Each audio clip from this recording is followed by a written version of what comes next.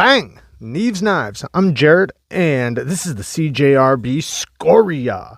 So this also comes in a micarta handled version. This one is G10, and the AR-RPM9 steel. I really got to test it with this knife. Now, I've had multiple knives in that steel, but I really wanted to talk about AR-RPM9 steel in this video with this review. So that will be one of the subjects in this video. Now, I got this knife because it just looks like my style of knife. I love the overall look of it.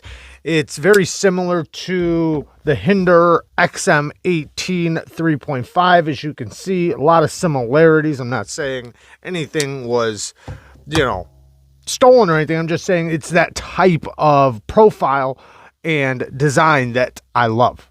I absolutely love. So getting into it, this does have a coated blade, and recently it seems that I've really been into coated knives for some reason.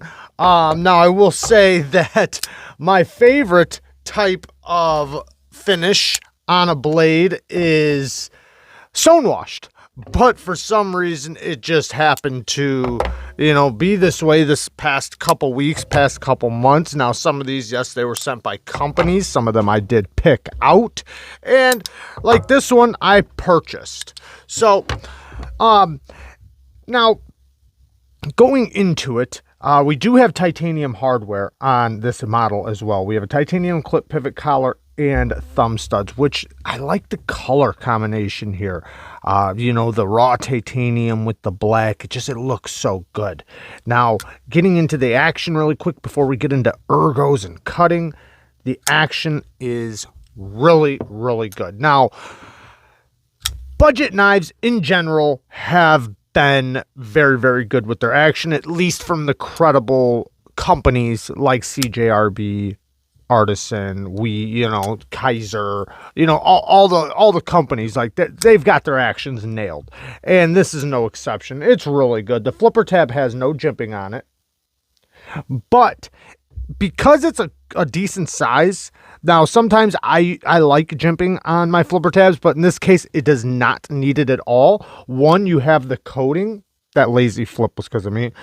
The coating kind of adds a little bit of friction, so it does help a lot. You can push button it very easily or light switch it. The detent is very well tuned for the flipper tab. Even if you lightly pull it, you'll fire it every time, unless if you try to not. But as long as you're trying. And I don't mean like you have to try hard. I just mean like without even thinking. I mean, the action is great on the flipper tab. Now, it's also well tuned for the thumb stud action. Thumb stud action kind of does remind me of, like the feldspar. Now, I only have the mini version. Yes, I would love to get the large version, especially with their nice micarta, because they have USA micarta that I think looks amazing, but I don't have one, so we'll get off of that subject. But the thumb stud action is very, very good. One, it's well placed. You have the scales are contoured slightly. It's very thin, but you have this area right here that's contoured. So going down to the thumb stud, you have a nice pad around the stud, where the circles are, that makes a nice placement for your thumb. That was my fault. For your thumb to build up pressure before you pop it out. Now, same thing with the reverse flick. You have a nice area. It's a very comfortable flipper tab. They're well placed, and the detent is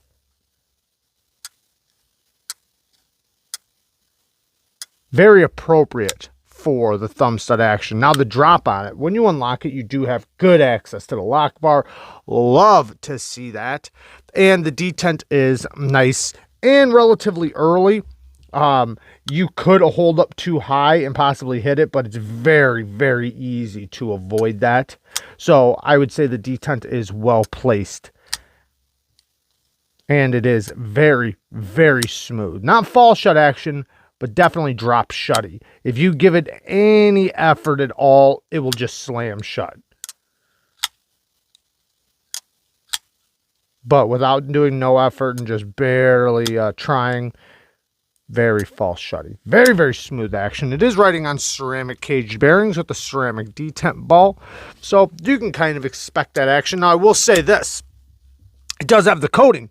It came very smooth out of the box, but as days went on, it just got smoother and smoother and smoother. So I like to see that. I'm glad it did come very smooth out of the box. But some knives with coatings, they tend to be, I don't want to say gritty, but you can tell the detent ball is fighting the coating. And in that case, it does just take you playing around with it and using it and, you know, opening and closing it, and eventually it will break in. I did throw some KPL heavy on the detent ball that also helped a lot. Nice centering and all that good stuff. You know, we do have a couple back spacers back here. Now let's talk about the ergos. Very thin profile, extremely thin.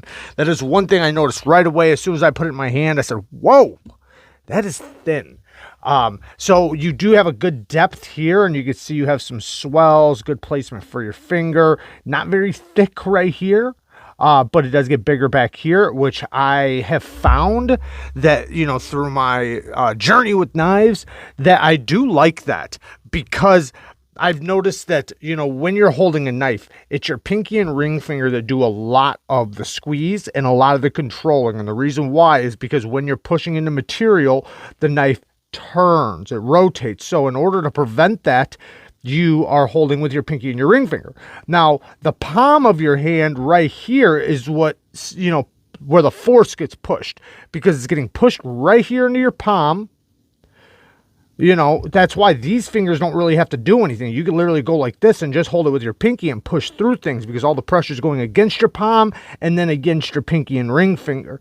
So having a little bit thicker area back there does tend to be a little bit more comfortable, especially when pushing through denser things. But very, very comfortable. It is thin though, like I said, so you know it's not going to be a griptilian or anything like that, but it's nice and comfortable. Now you do have a nice large finger choil that you can use to get up nice and close for slicing tasks or for nice push cuts. Now, the fat of my finger does fit, but not perfectly, but it's still good enough to where I'm extremely happy with it.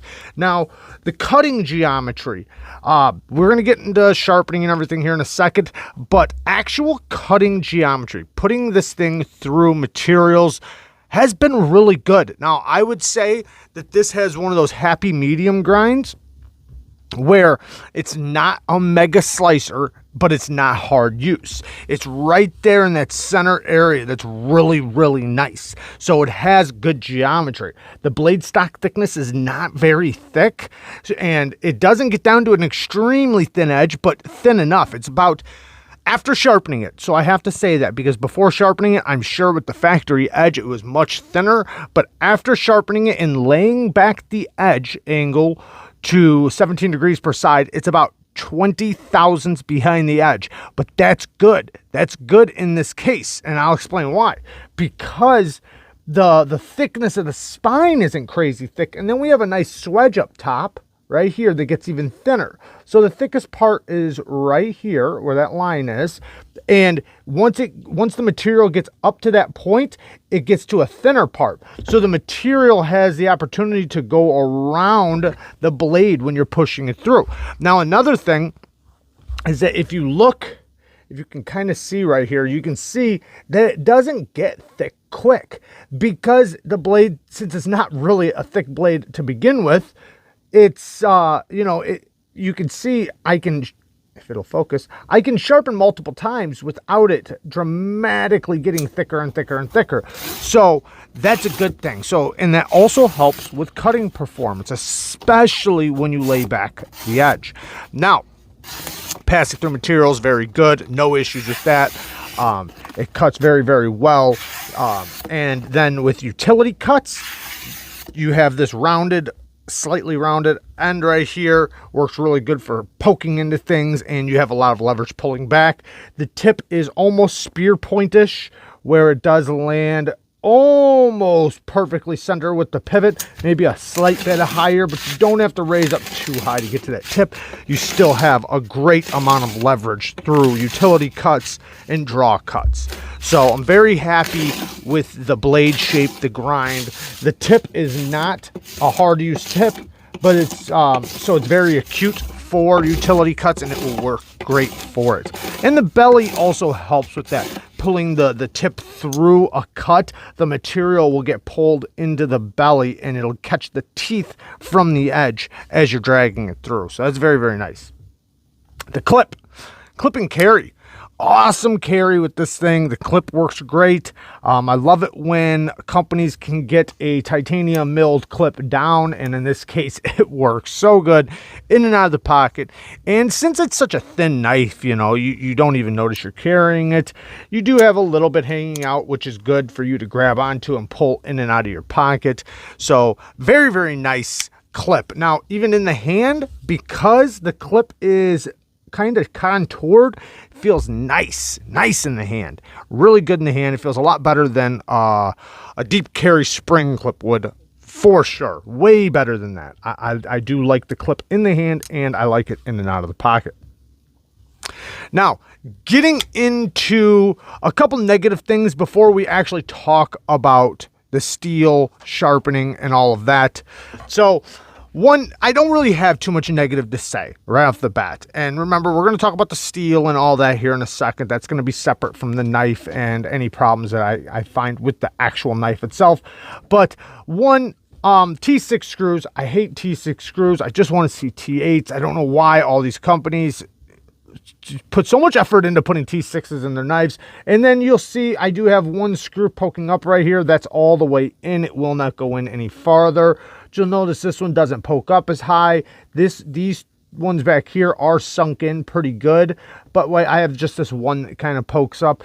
That's not even that big of an issue. It's really not. I mean, especially for the price of the knife, I'm not complaining really too much, but you know, that's one of the things. I forgot to mention it does have a reversible clip. So, and the screws are internal, so you do have to take it apart. So that's another thing. I mean, that's up to you whether or not that's a negative. I have no reason to take off the clip, but if you do take off the clip and you do move it to the other side, you do have to take the whole knife apart and unscrew it. So, because the screws are on the inside. Next thing, you know, to be honest, there's no bad here, really. There's no actual bad. Now, I'm going to come up with like little tiny nitpicks that are dumb, but like the clip, it's got snail trails. That's going to happen. So you can expect if you're going to use it as a user, you are going to get a lot of snail trails. Now, it's not actually scratches, and it can be refinished very easily. And this is a clip that could be very easily anodized or polished or lots of things. So the type of bead blast it does have, or whatever this finish is, does scratch pretty easily. And then the coating, you know, you're going to get scratches on the coating. That's just the nature of a coated blade. Not that big of a deal. You can see the little bit of wear I've gotten from, you know, the little use I've had out of it. And you got to think, I'm saying little because I haven't had it for 2 years or anything like that. After 2 years, I would expect it to be very, very tore up. But you know, just depends, I guess, on your daily use and how, you know, the type of materials you cut. You could definitely keep it going for a long time. And I've actually been kind of impressed with how well it's held up for the most part.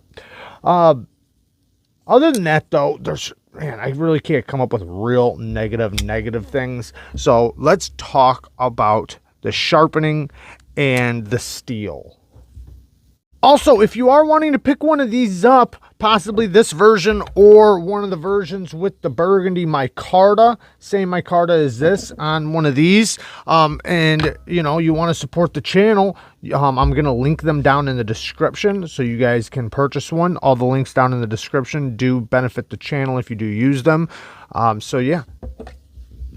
So, taking out my experiences before that I might bring up here in a minute, but just talking about just this experience with this knife. Now getting it, the edge was not great. It was not good. It was And that didn't really bother me too much, even though I know a lot of people it probably would bother because, you know, they look at it as it's a knife, it's a cutting tool, it should come with a good quality edge, blah, blah, blah, blah, blah. But factory edges just are not the best, especially when you're getting it from, you know, production knives like this. But it just wasn't the best. Now, I did strop it up and I did hone it up, and it did come up pretty good. It came up with a lot more bite than it originally had, and I did get a bunch of use out of it before I sharpened it. I tried to get as much use out of it as possible before I did sharpen it. But I knew that I wasn't going to get any sort of good opinion on the steel based on the factory edge. So put it on the stone and I did sharpen it up.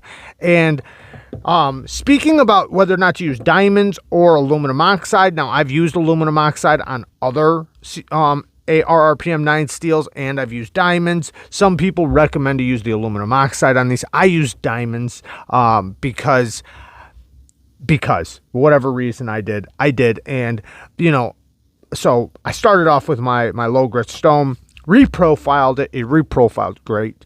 No issues. It sharpened up really good. The plunge grind is in a good area. They leave you a lot of sharpening to go before you ever start hitting the plunge grind.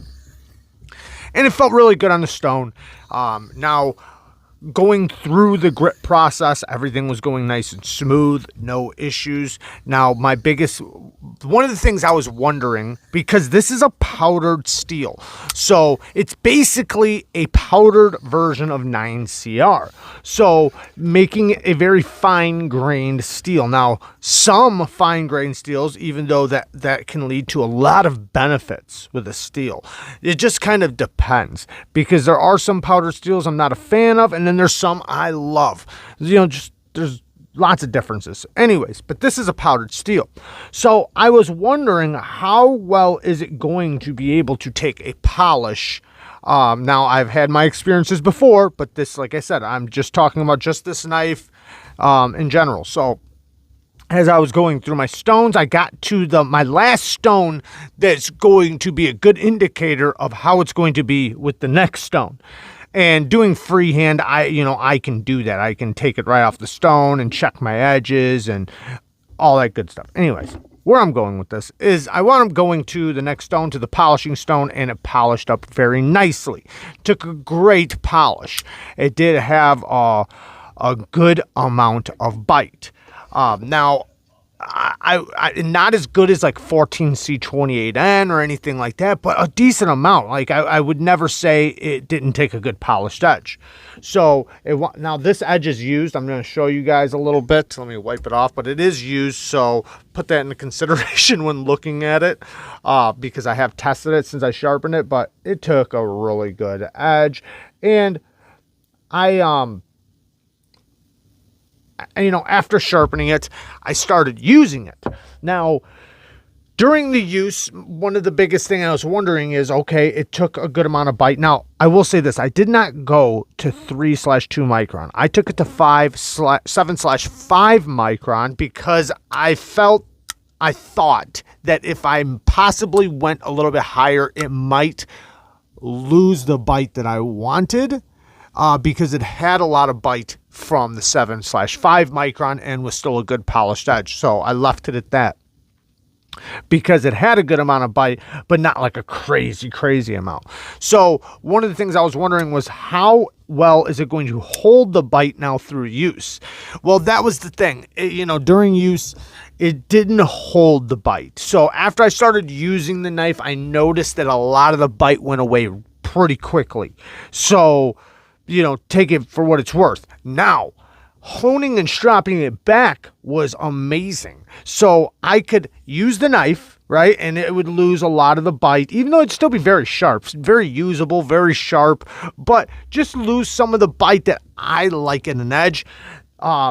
It'd lose that relatively quickly, but then I'd hit it up on a strop a couple times and bam, the bite was right back. So, you can always hone it too, but, taking that out of it and just talking about stropping, it strops back really, really good. It also hones back very, very good.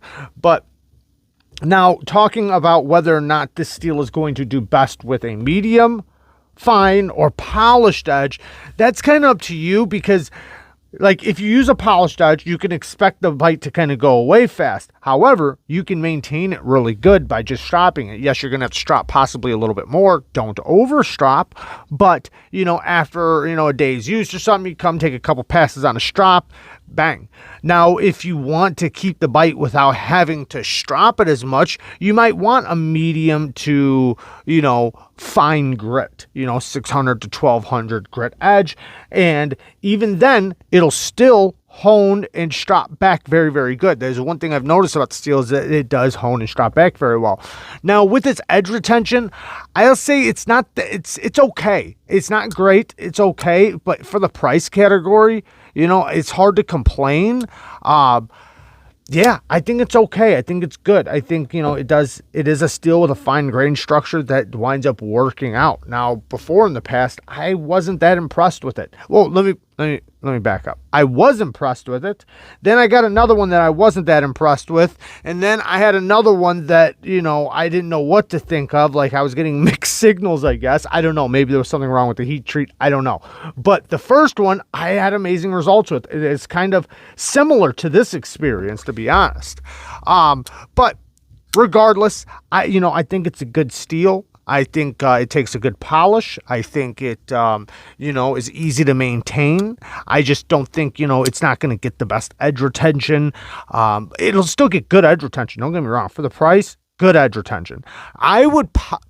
It's hard for me to say what steel I would put it in between and where I would fit it.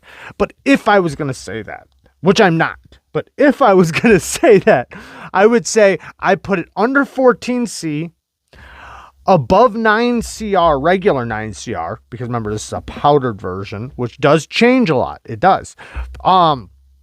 Possibly in the, I like it better than AUS 10. Possibly. It's hard to say that because there's some AUS 10 I really like and some I don't. It just depends on the company, I think. But I will say I fit it right in that area of VG10, right around there, almost 154 cm. But I do like that it takes a better polish than 154 cm. But when we're talking about like edge retention and stuff like that, I would say right around VG10 area. So, and 690 right there in that general area, but which is not a bad thing. I like those steels. I love those steels. Sharpening it was similar to sharpening. It was similar to sharpening some of the better AUS 10 I've sharpened. Because like I said, I have really good experience with AUS 10, and then I have some meh experiences with AUS 10. But in the better areas, I would say it was similar to that, which isn't a bad thing. I mean, but all in all, I like the knife so much that the steel is a great asset to the knife. Obviously, that's the most important part. But the knife in general, just the way it carries, the action, the ergos, the cutting performance, the grind, the sharpenability, the ease of maintenance, meaning with the edge, it's so easy to maintain. You can keep an edge going for a long time. And that you should put into consideration when you're thinking about a steel, or or it depends on what you do, but how long can you keep an edge going? Right? It's like you can get one steel that maybe has incredible edge retention, right? Incredible edge retention. But then it doesn't hone or strop back very easily. So when it's time to sharpen, it's time to sharpen. However, then you can get some of these other more simple steels that you can keep going for a very long time before you'll have to sharpen, just because it hones and strops back so easily. And you can do it in the field if you need to, like that, just very easily. So yeah, I like the knife, to be honest. I really do. I think this is a winner. Yeah, there you guys go. I love you guys. Thank you guys for watching. Peace.